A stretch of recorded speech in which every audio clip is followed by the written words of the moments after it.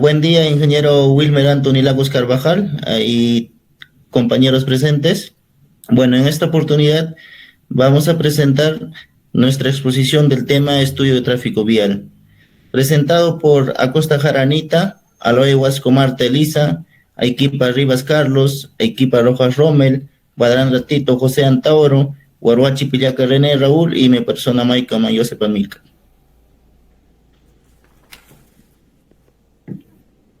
Bueno, a continuación, pues tenemos la introducción, ¿no?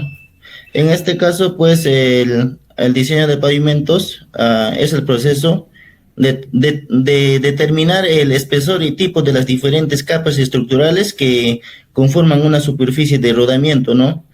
Con el objetivo o con el fin, pues, de soportar las cargas del tráfico vehicular y los agentes ambientales durante su vida útil, ¿no? De esta infraestructura. Y también, pues, el estudio de tráfico vehicular es un componente esencial e indispensable, ya que nos proporciona, ¿no?, los datos fundamentales sobre las cargas a las que estará sometida la estructura, ¿no? También otra de sus importancias radica en la intensidad del tipo de vehículo, si son ligeros o pesados, autobuses o camiones, el peso de los ejes de los vehículos que influyen directamente en la selección de los materiales y el espesor requerido del pavimento, ¿no? O sea, es decir que uno de los principales objetivos es alcanzar o calcular la resistencia que puede tener una carretera o un pavimento, ¿no? Luego tenemos consideraciones. En este caso, pues, es la planificación vial exige un análisis detallado del tráfico y su impacto en el pavimento, ¿no? Y otra, también el análisis de tráfico y la determinación de los ejes equivalentes, o llamado ESAL, pues son cruciales para desarrollar carreteras sostenibles, ¿no? Como lo vuelvo a decir, el principal objetivo es, pues, alcanzar carreteras sostenibles y duraderas, ¿no? También este estudio se enfoca en la clasificación, conteo vehicular para obtener aspectos de cargas precisos en líneas de metodología como el Ashton, ¿no? También se busca diseñar pavimentos que soporten las cargas reales a lo largo de su vida útil, evitando el deterioro prematuro.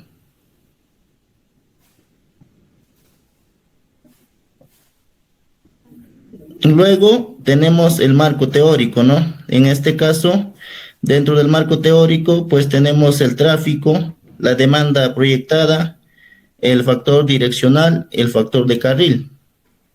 Dentro del tráfico, pues entendemos que el tráfico vial se refiere al grupo de vehículos que pasan por una vía determinada, ¿no?, durante un periodo específico. En este caso, pues es esencial analizar este flujo para cualquier proyecto de infraestructura vial, porque nos facilita, pues, ¿no?, el entendimiento de las condiciones actuales del tránsito y la proyección de su comportamiento a futuro, ¿no? Luego tenemos la demanda proyectada. En este caso, pues, la demanda proyectada es el cálculo de cuántos vehículos usarán la vía a lo largo de su vida útil, ¿no? Luego tenemos el factor direccional. En este caso, pues, representa el porcentaje del tránsito total que se dirige en el sentido del diseño, ¿no? Normalmente, en este caso, pues, se considera un valor de 0.5 cuando no se cuenta con datos más específicos, ¿no? Luego tenemos el factor de carril.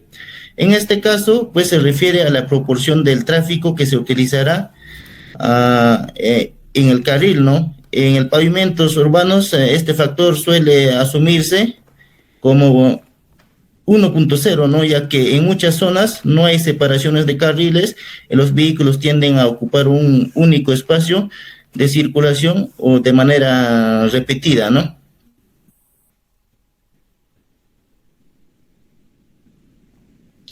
Luego tenemos el eje equivalente o ESAL, ¿no?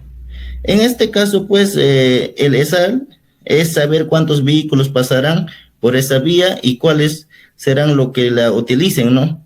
Pero con esto no quiere decir que no solo basta en saber cuántos vehículos pasan por esa carretera, ¿no? Lo que realmente importa es comprender el daño que esos vehículos ocasionarán al pavimento a medida que el tiempo pase, ¿no?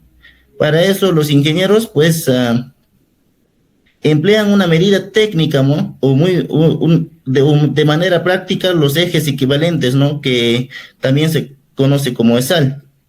En este caso, pues tenemos, o sea, esta fórmula, ¿no? Que nosotros lo utilizamos para poder calcular el ESAL, donde la N, pues, nos representa el número total de ejes equivalentes en el periodo de diseño, el TPDA, tránsito promedio diario anual, la R, tasa de crecimiento anual, y la N, vida útil del diseño, ¿no? En años. El FD, factor direccional, el FC, factor de carril, y el FP, factor de conversión de ejes equivalentes.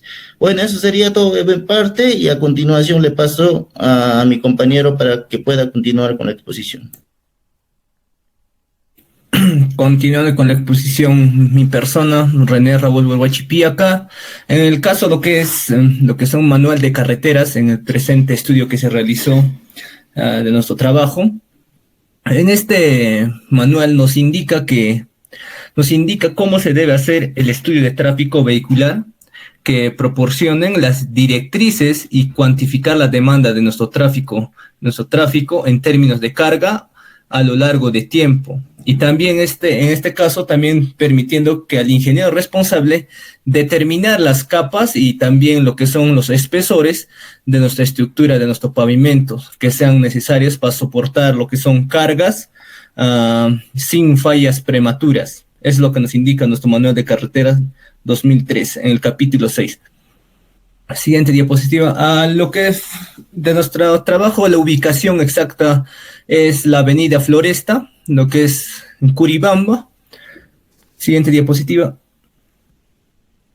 Ya, el caso, lo que hicimos en nuestro conteo vehicular en la avenida Floresta, lo que es en Curibamba, se realizó el conteo vehicular durante una semana, y lo que se contó lo que son los vehículos livianos como motos, autos, mototaxis, pero también pudimos observar lo que es de los vehículos, lo que son pesados, como los buses, también camiones, y al observar en el campo son de mayor relevancia. Lo que se observó también en el conteo vehicular, un tráfico crítico y una cantidad elevada de mototaxis, lo que se contó durante la semana, que es un fin de semana, lo que es un día domingo, lo que refleja patrones de movilidad específicos de la zona.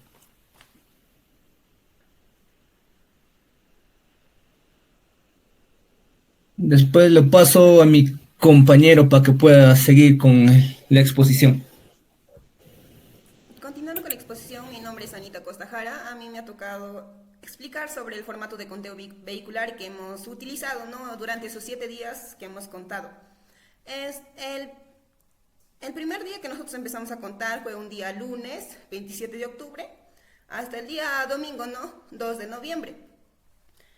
Los autos que nosotros contamos fue, ¿no? Esto en el sentido norte y en el sentido sur.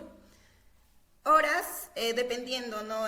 Nuestra hora que teníamos libre, pero no se tenía que cruzar entre nosotros. Ya, lo que contamos fue la moto lineal, el mototaxi, la motocarga, autos, station wagon, lo que son, ¿no? Las camionetas, los micros, los bus, camiones, semi-trailers y trailers, ¿no? Siguiente. Los resultados de los conteos que hemos tenido durante los 7 días, según el índice medio diario semanal, bueno, que en moto lineal hemos contado durante los 7 días 1644. En motocargas, 150 motocargas, ¿no? En moto Torito, 6826. En auto, 3718. En Station Vago, 1600. En camionetas, en pick-up, 2.236, en lo que es camioneta panel, 637, en combi, 1.579, lo que es en micro, 288, en ómnibus, que se divide en tres, en 2E, 3E, 4E, en 2E fueron 90 durante los 7 días, en 3E 70, en 4E 8, en lo que es camión, igual, ¿no? Esto se divide en 3, en 2E contamos 1157, en 3E 711, en 4E 437, y también esto tenemos los semi-trailers, ¿no? Que los 2S1 y 2S2 contamos un promedio de 90, el 2S3 31, el S31 y S32 25, y tenemos los trailers, ¿no? Lo que es en 3S3 61, en 2T3 15, en 3T2 4 y en 3T3 7, ¿no?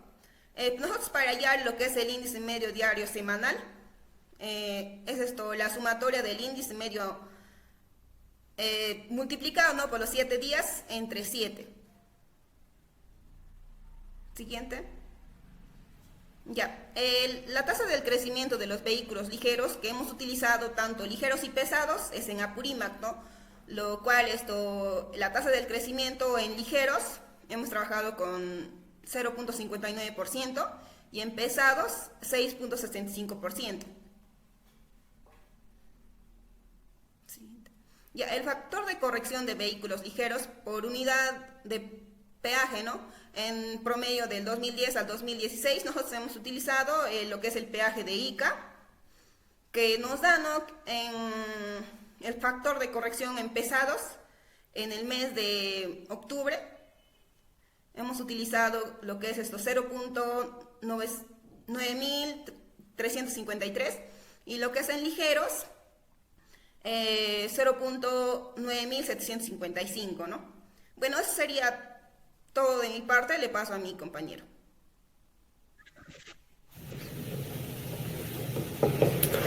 Bien, ingeniero, buenas tardes. Vamos a continuar con la exposición. Soy el alumno Melandra Tito José Antauro y vamos a hablar de los resultados del IMDS y de la proyección. Y ya. Para el diseño de pavimentos es fundamental conocer el volumen de tránsito que va a circular por la vía durante la vida útil que tenga este pavimento. Por ello es que se aplica el IMDA corregido y la proyección de tránsito a un futuro. El IMDA corregido se obtiene calculando factores de corrección diferenciados para cada tipo de vehículos. En los grupos se tienen los grupos de vehículos livianos y el de pesados. Esto nos permite ajustar el IMDA observando una realidad más representativa del desgaste que va a provocar estos vehículos en nuestra vía. La fórmula, ahí está, es IMDA es igual a IMDS por factor de corrección. Este ajuste es clave porque los vehículos pesados generan mayor daño estructural que los livianos. Entonces su impacto también debe verse reflejado a la hora de hacer el diseño del pavimento.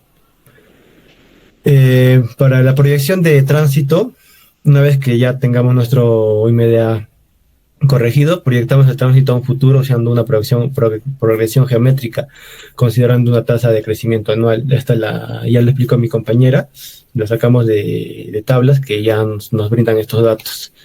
La fórmula para la proyección es el T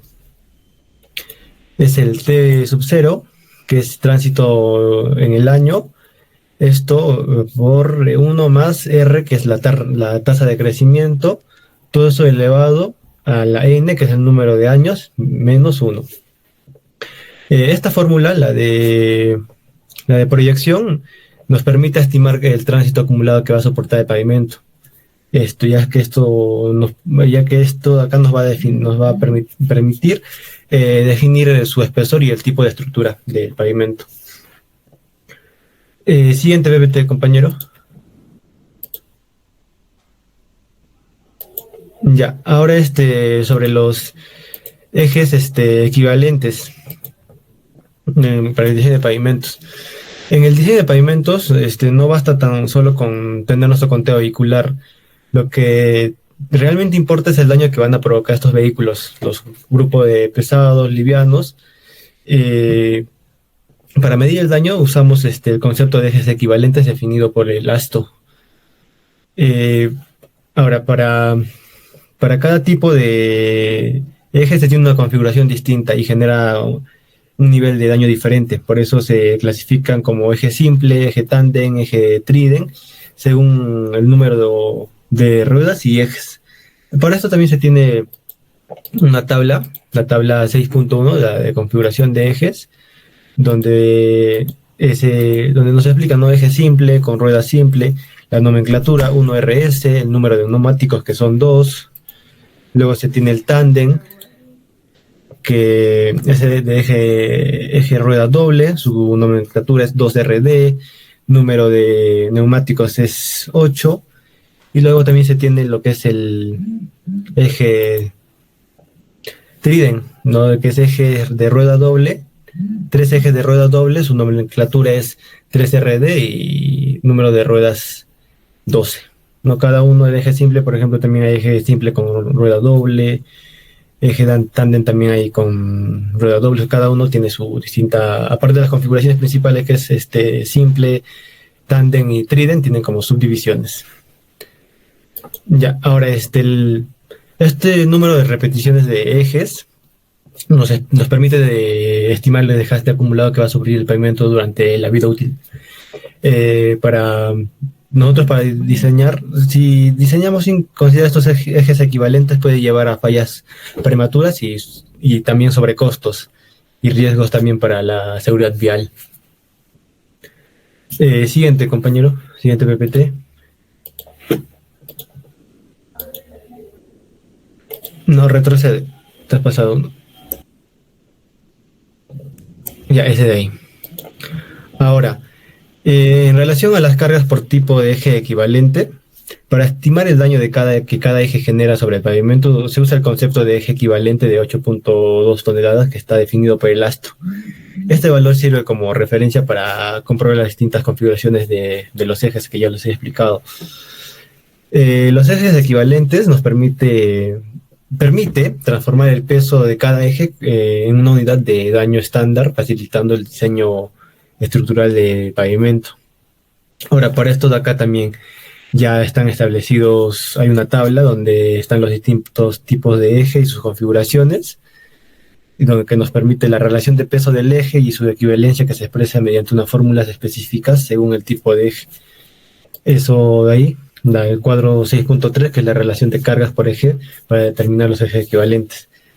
Para distinta configuración, ¿no? Por ejemplo, para el primero, que es eje de ruedas simples, que es el P sobre 8.2, luego para el tándem, P sobre 5.4, para el trident o triple, es P sobre 4.5, así para cada tipo de configuración, distinta fórmula. Ahora, mientras más complejo sea el conjunto de ejes, menor es el divisor, lo que indica que mayor daño de tonelada está siendo transportada. Ahora, aplicando todas las fórmulas podemos calcular el eje equivalente total del vehículo y estimar el impacto que va a tener sobre nuestro pavimento. Ahora, también esto es importante para el diseño, ya que este análisis nos permite convertir el tránsito pesado en unidades de daños equivalentes para que luego se acumule y para poder definir el espesor y el tipo de pavimento. Sin este paso, pues el diseño sería subestimado, porque especialmente, o sea, sin este paso el diseño sería subestimado, especialmente en vías con alto tránsito de carga. Bueno, eso sería todo por parte mía y le doy paso a mi compañero. Bien, continuando con la exposición. Mi nombre es Equipa Rivas Carlos y en esta ocasión me va a tocar explicar sobre los resultados, ¿no? Bueno, como ya lo habían comentado mis compañeros, después de hacer el estudio de tráfico vial por 7 días y analizar los ejes equivalentes según el tipo de vehículo que se va a usar, ¿no? Que se tiene, obtenemos los ejes equivalentes según su clasificación vehicular, ¿no? En este caso tenemos diferentes vehículos que se clasifican, ¿no? Según su número de eje y según el número de llantas, ¿no? Y según el peso que cada eje tiene que soportar. A continuación se muestran los resultados del estudio de tráfico de los 7 días, ¿no? De la semana, 24 horas, tanto de vehículos pesados y vehículos ligeros. Siguiente, por favor. Ya. Igual acá se puede mostrar lo que es el resultado de los trailers, vehículos pesados en este caso, del conteo, ¿no? Y la clasificación según el tipo de eje que se está usando. Y nos da un total de 68.043.220, ¿no? Ese es el total de los ejes equivalentes que se va a usar. A continuación, siguiente. Ya.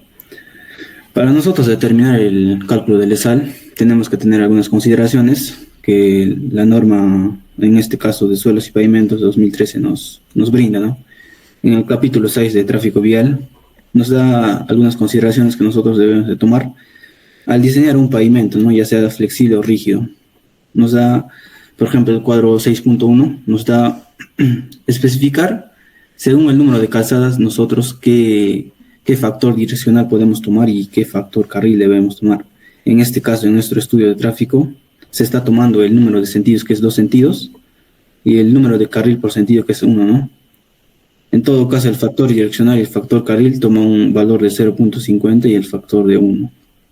Como se puede apreciar en la imagen, el factor carril y el número de calzadas, más que todo se refiere a la pequeña imagen que está abajo, ¿no? De la figura.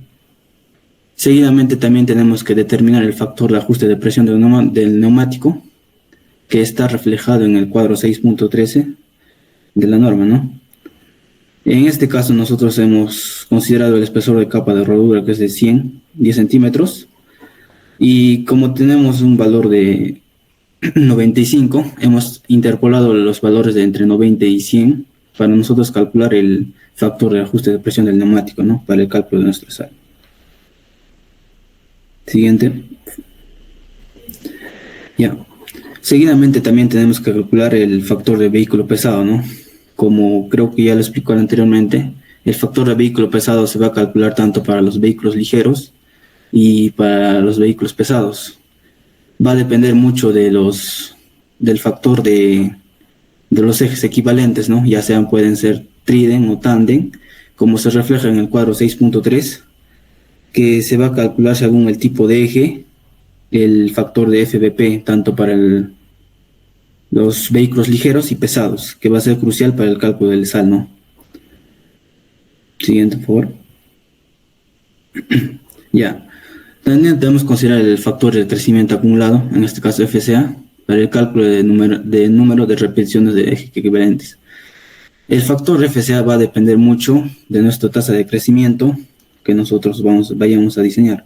En este caso, el tasa de crecimiento nos da un total de 6.65 para los ligeros o pesados, y se va a determinar mediante esta pequeña fórmula en caso de que nosotros no tengamos el tasa de crecimiento reflejada en el cuadro 6.2, y en lo cual vamos a usar este pequeño ejemplo que nos brinda la norma, ¿no? Donde se puede calcular el FCA tanto para vehículo ligero y para vehículos pesados, que va a ser crucial nosotros para calcular el ESAL, ¿no? En este caso. Siguiente, por favor. Ya. Bueno, a continuación va a pasar a mi siguiente compañero, que les va a hablar sobre el cálculo del ESAL que se ha hecho. Bueno, prosiguiendo con la exposición, mi nombre es Romero Equipa Rojas. Yo les voy a hablar acerca del cálculo del ESAL, ¿no? En resumen general, nosotros para poder determinar el ESAL, ya vamos a utilizar todos los datos que ya posteriormente mis compañeros lo han mencionado, ¿no? Vamos a utilizar, por ejemplo, el número de sentidos, ya, el número de carriles por sentido, ¿ya? Lo que también les comentó, la interpolación, el espesor de la capa de rodadura, la presión del inflador del neumático y la presión del contacto del neumático, ¿no? En este caso, ya nosotros para poder hacer el cálculo netamente del ESAL, vamos a tener también que considerar la tasa de crecimiento vehicular, ¿no? Tanto de los vehículos pesados y tanto de los vehículos ligeros, ¿no? En este caso ya nos brinda la norma, ¿no? Y también vamos a tener que usar la vida útil del pavimento, para el tiempo que nosotros estemos diseñando, ¿no? En este caso nosotros estamos diseñando para 20 años, ya el factor de crecimiento vehicular ya es 27.06, ¿ya? Y los factores de distribución direccional, estamos en 0.5 y el factor de carril de diseño 5, ¿no? Una vez obtenido todos estos datos, ¿no? Nosotros vamos a reemplazar en la fórmula que nos va a brindar el ESAL de 67 millones, ¿no? En este caso sería 67.596.103, ¿no? Ese sería nuestro ESAL. Bueno, nosotros para interpretar este resultados, ¿no? Como podemos saber aquí, en el número de repeticiones acumulados, ya tenemos lo que es, como son 600.000, nos guiamos ya como lo que nos brinda la norma 6.15, ¿no? Entonces estaríamos en el TP, en el TP 14, y en el TP 15, que es mucho mayor a los 30 millones, ¿no? Nos dicen que los tramos a pavimentar con números de repeticiones de ejes equivalentes mayores a los 30 millones tienen que ser material de estudio específico, mediante el cual el ingeniero responsable o la persona que esté encargado del diseño, ¿no?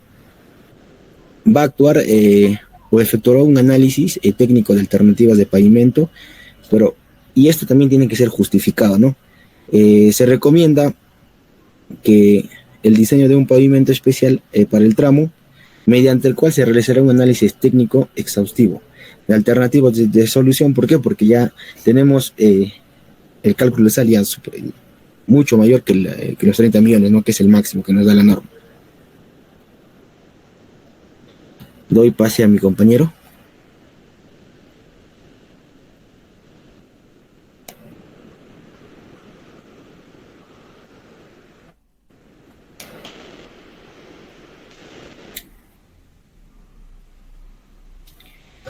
Prosiguiendo con la exposición, mi nombre es Marta Elisa Lua Huasco. Vamos a un poco explicar sobre el mejoramiento de subrasante en parte teórico. La subrasante del camino es la superficie final del terreno, ¿no? Ya sea en corte o relleno. Sobre la que se apoya la estructura de pavimento, ¿no? Ya sea flexible o rígido, ¿no? Que debe estar formada por suelos seleccionados y tienen que también estar bien compactados, ¿no? Y estables para poder resistir las cargas del tránsito vehicular, ¿no? Los últimos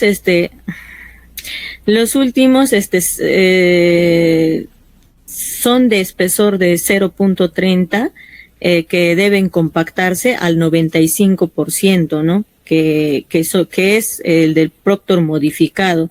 Y los de 0.60 metros ya también son inferiores, ¿no? Que deben tener un CBR mayor al 6%, ¿no? Y si el CBR es menor, se requiere una estabilización mediante métodos mecánicos, ¿no? O químicos, o también geosintéticos, o reemplazando el suelo, ¿no? Siguiente, por favor. Acá tenemos la caracterización de la subrasante, ¿no? Tenemos los tipos de carreteras que se tiene que identificar, la profundidad que es en metros, también los números mínimos de calicatas que se deben de realizar y las observaciones que se realizan al final de todo, ¿no? Prosiguiendo. La subrasante, En realidad la subrasante se considera como materiales aptos para poder hacer del relleno de capas, ¿no? Del suelo, con un CBR de 6%, o sea, mayor de 6%, ¿no? Y también tenemos que realizar la clasificación de los suelos, que es basada en AASHTO M145, ¿no? O en el ASTM de 3282, que tenemos que saber qué tipo de suelos se encuentran. Siguiente. También se tiene que realizar la granulometría, que representa la distribución o los tamaños que posee el agregado, ¿no? Mediante el tamizado y según especificaciones técnicas, ¿no? Y a partir de cuál puede estimar con mayor o menor aproximación las demás propiedades que pudieran interesar, ¿no? Ahí también tenemos el cuadro 4.5 que se clasifican qué tipo de suelos son y según tamaño de partículas, ¿no? Y en el 4.6 ya también es según índice de plasticidad, ¿no? Que se debe de tener en cuenta en un suelo el contenido de arcilla, ¿no? Y también su magnitud puede ser un elemento riesgoso en el suelo de subrasante. Pasa, por favor. El ensayo de CBR. También se clasifica el suelo en AASHTO y SUX y se elabora el perfil estratigráfico para poder determinar el CBR, ¿no? Y que la subrasante sea el 95% de la MDS, que es máxima densidad seca y con penetración de carga de 2.54 milímetros, ¿no? También tenemos que tener en consideración el módulo de resiliente, que es un parámetro mecánico que mide la capacidad del suelo, ¿no? De formarse elásticamente y recuperar su forma después de ser sometido a cargas repetidas. También tenemos el cuadro 4.11, que son categorías de la subrasante que tenemos que clasificar, ¿no? Siguiente, por favor. Especificaciones técnicas constructivas. Se debe de realizar o elaborar las especificaciones técnicas, ¿no? Que se tomen en cuenta las consideraciones de las partículas del proyecto, ¿no? En los anexos C, E y G se acompañan los lineamientos generales para las especificaciones constructivas de pavimentos asfálticos de concreto, de cemento Portland y con adoquines, ¿no? Ahí tenemos la tabla 30, que también se tiene que clasificar el tipo de pavimento, ya sea flexible o rígido, o también con adoquines, y para poder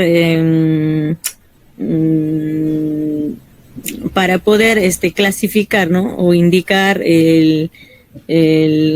los diferentes tipos de pavimentos, ¿no? Y en conclusión, ya que hemos realizado todos los cálculos de nuestro estudio de tráfico, nuestro diseño de pavimento es flexible. Muchísimas gracias.